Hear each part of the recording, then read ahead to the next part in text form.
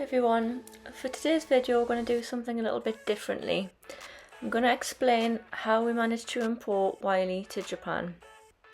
As all of our long-term subscribers know, we've been planning this trip for a very long time. In fact, we started the planning all the way back in 2018. Importing a dog to Japan is one of the hardest and longest import processes. However, if the process is followed correctly, there's no need for any quarantine when you arrive, unlike countries like Singapore and Australia. You simply need to undertake a quarantine inspection on arrival. This should allow you to leave the airport within 12 hours. In my case, I was done in around 20 minutes. The whole import process can take up to 8 months if you need to start from scratch, so you really need to prepare well in advance if you want to take your dog with you to Japan. We originally planned to come to Japan in 2019, so we started the process in 2018. However, due to COVID, we only managed to arrive here finally in January 2023. The first essential tool for importing a dog to Japan is the Ministry of Agriculture, Forestry and Fisheries website. I'll put the link in the comments below. On this website it has all of the information you need to know on it. There's 2 different routes you can go down depending on where you're coming from. The easiest route is for those coming from Australia, New Zealand, Fiji, Hawaii, Guam or Iceland. Because these countries are rabies free, the process is slightly easier. However, as most of us will not be coming from one of these countries, on this video I'll focus on as if you're coming from an undesignated area. The MAFF website has a very useful flowchart describing the import process. In total, there's 8 steps that you must follow in order to import your dog to Japan. I'll go through each step quickly first of all, and then go into each step in more detail later on in the video. Step 1 is microchip implanting. Then we move on to rabies vaccinations, which you must have at least 2 vaccinations. After the vaccinations, you must do a rabies antibody test, commonly known as a titer test. Once the titer test is done, there's then a waiting period of 180 days or more. Before arriving in Japan, you must also give an advance notification. This must be done at least 40 days before arrival in Japan. Next, you must do an inspection before departure, which is commonly known as a health certificate from the vet. After this must then be endorsed by the government agency of the exporting country.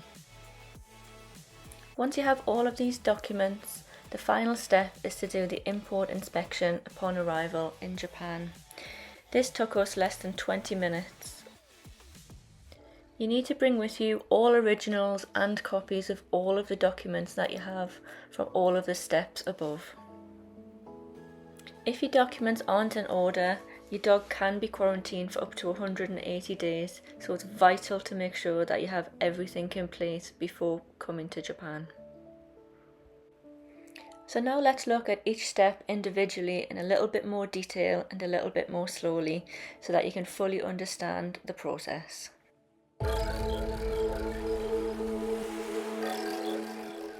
The first step is microchip implanting. Almost all dogs will be implanted with a microchip shortly after they are born when they're a puppy, so here's some cute pictures of Wiley as a puppy. In most instances, you'll already have this done, so no need to do anything.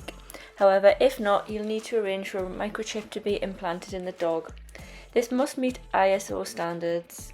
This can be done at any vet.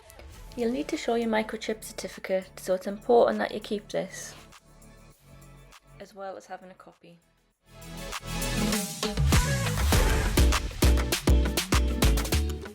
After the microchip is implanted, Japan require at least 2 rabies vaccines. The first rabies vaccine must be done after the microchip implanting, although it can be done on the same day. The dog must also be at least 91 days old at the time of the first vaccine. The second rabies vaccine must be done more than 30 days after the first vaccine.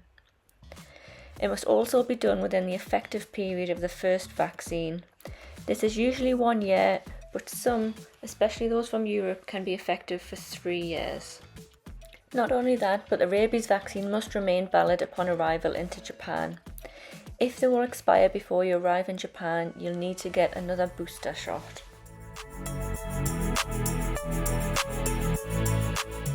After the second rabies vaccine, you must do a blood test to test for the rabies antibodies in the dog's blood. This is commonly known as a titer test. This can be done the same day as the second vaccine, although every time I've done one, the vet advised to wait for 30 days. This is to ensure the vaccine has enough time to produce more antibodies. The blood test must be sent to a designated laboratory. The MAFF website has a list of approved labs that the blood can be sent to, which I'll include in the links below. There's not a huge amount of them, and not all countries have an approved lab. When we did the test in Singapore and in Thailand, both times the blood was sent to the UK for testing. When we did our final one in Croatia, it was sent to Austria, which wasn't as expensive as it was a lot closer. If the blood is sent to an unapproved lab, it won't be recognised and you'll need to start all over again. This is the most costly part of the process. Each time we sent the titer test to the UK, it cost about $350. In Croatia it wasn't as expensive, but it was still around €70. You can send the blood yourself to the lab, but it's a very tricky process and I don't think it's worth the extra hassle. It's much better getting the vet to send it on your behalf as they're fully aware of the process. Whilst most countries recognise titer tests as valid as long as the rabies vaccine remains up to date, Japan only recognised them for 2 years. Therefore, it's vital to remain on top of this. So now the hard part. Once you've got the valid titer test, you must wait. The waiting period is a total of 180 days from the date of the blood sampling, not the date of the result. If you try to enter within the 180 day period, the dog must go into quarantine for the same amount of time as that you would enter early. For example, if you enter on day 170, the dog will have to do 10 days of quarantine in Japan. To complicate things, you've got to abide by 2 rules, which are that the rabies vaccine and the titer test must still be valid on the date that you arrive into Japan.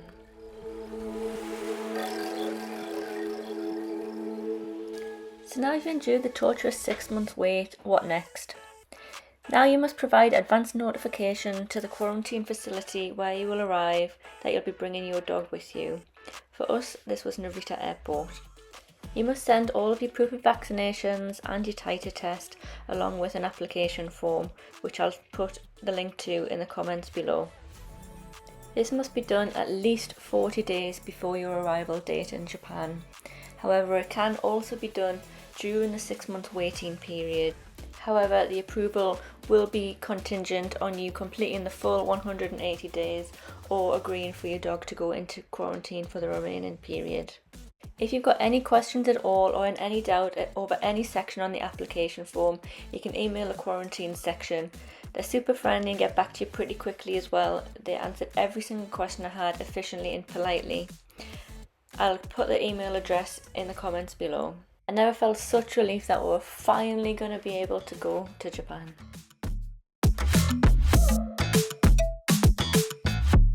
Within 10 days of your flight, you must arrange a pre-export inspection.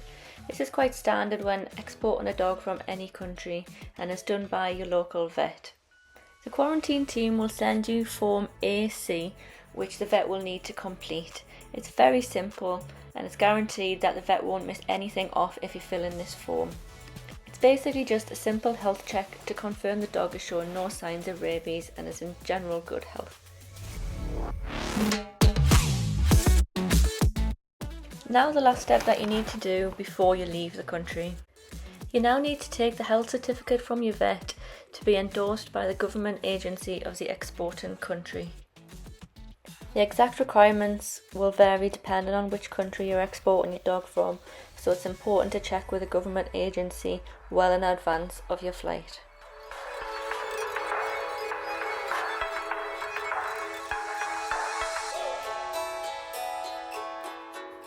Once you've enjoyed your flight and you finally land in Japan, you'll need to do an import inspection. It's recommended to complete the import inspection form before arrival and get in the quarantine section to check it in advance. This helps to speed up the process upon arrival. We landed at Narita Airport and the animal quarantine section is located next to the luggage belt B1 and it was very easy to find. They checked Wiley's microchip to make sure that it was the same dog that's on all the papers, and they checked all of the papers that we had as well. Not only did they ask for copies, but they actually asked for the originals as well, so it's vital that you have both on hand to give to them. After about 20 minutes of waiting, the quarantine inspector came back and gave us the import certificate. He told us that it was vital to keep the certificate as it will be required when you leave Japan. So please do keep it somewhere safe. If you're planning to stay in Japan for longer than 30 days, you'll also need to take the import quarantine certificate to the local municipality where you're staying within 30 days of arrival to register your dog.